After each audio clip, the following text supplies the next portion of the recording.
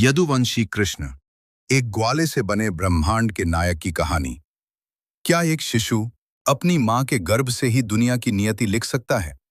क्या एक साधारण ग्वाला ब्रह्मांड का सबसे बड़ा योद्धा और ज्ञानी बन सकता है? आज हम बात करेंगे उस अलौकिक सत्ता की, जिसने धरती पर जन्म लेकर प्रेम का पाठ पढ़ाया, धर्म की स्थापना की और युद्ध के मैदान में मोक्ष का मार्ग दिखाया। आज की कहानी भगवान श्री कृष्ण की। मथुरा की काल कोठरी में देवकी और वासुदेव के 8वें पुत्र के रूप में कृष्ण का जन्म हुआ। चारों तरफ पहरा, दरवाजे बंद। पर जैसे ही कृष्ण ने जन्म लिया, सारे बंधन टूट गए। वासुदेव उन्हें गोकुल ले गए, जहां यशोदा और नंद ने उनका पालन पोषण किया। गोकुल की गलियों में कृष्ण की बाल लीलाओं ने सबका मन मोह लिया। कभी माखन चुराते, कभी गोपियों को सताते। लेकिन इन नटखट शरारतों के पीछे एक गहरा उद्देश्य था। उन्होंने पूतना, अघासुर जैसे कई राक्षसों का अंत किया, गोवर्धन पर्वत उठाया और ब्रजवासियों को कंस के अत्याचारों से बचाया। हर लीला एक सीख थी, बुराई पर अच्छाई की जीत। ब्रजभूमि में कृष्ण का प्रेम राधा और गोपियों के साथ अद्वितीय था। ये सिर्फ भौतिक प्रेम नहीं, बल्कि आत्मा का परमात्मा से मिलन था।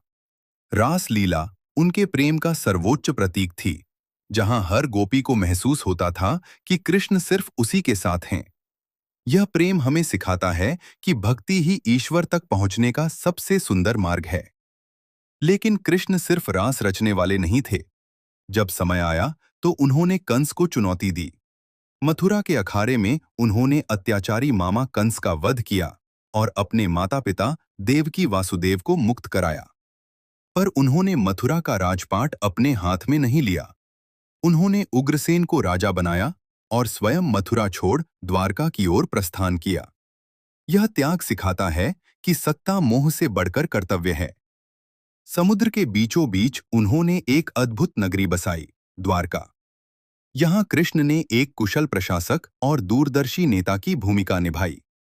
उन्होंने यादवों को एकजुट किया, जरासंध जैसे शक्तिशाली राजाओं का सामना किया और पांडवों के साथ अपनी मित्रता निभाई।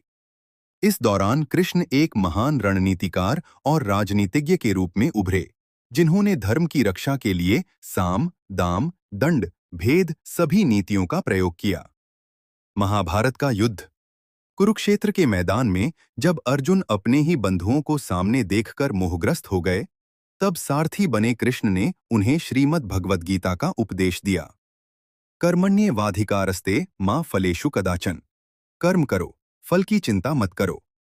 इस उपदेश ने न केवल अर्जुन को युद्ध के लिए प्रेरित किया, बल्कि सदियों से मनुष्यों को जीवन का सही मार्ग दिखाया। उन्होंने बताया कि आत्मा अजर अमर है और धर्म की रक्षा के लिए युद्ध भी आवश्यक है। युद्ध खत्म हुआ, धर्म की स्थापना हुई। कृष्ण ने अपनी लीला समेटनी शुरू की। प्रभास पाटन में एक शिकारी के बाण से उनके नश्वर शरीर का अंत हुआ, पर उनका संदेश अमर हो गया। कृष्ण सिर्फ एक भगवान नहीं, वे जीवन का पूरा सार हैं। प्रेम, कर्तव्य, न्याय, ज्ञान और त्याग का प्रतीक। उनका जीवन हमें सिखाता है कि हर परिस्थिति में धर्म के मार्ग पर चलें, निस्वार्थ कर्म करें और प्रेम से रहें। दोस्तों, भगवान कृष्ण के किस रूप ने आपको सबसे ज्यादा प्रभावित किया? नटखट बाल गोपाल, प्रेम योगी राधा कृष्ण या गीता का ज्ञान देने वाले सारथी? हमें कमेंट करके जरूर बताएं। और ऐसी ही दिव्य कहानियों के लिए हमारे चैनल को सब्सक्राइब करें।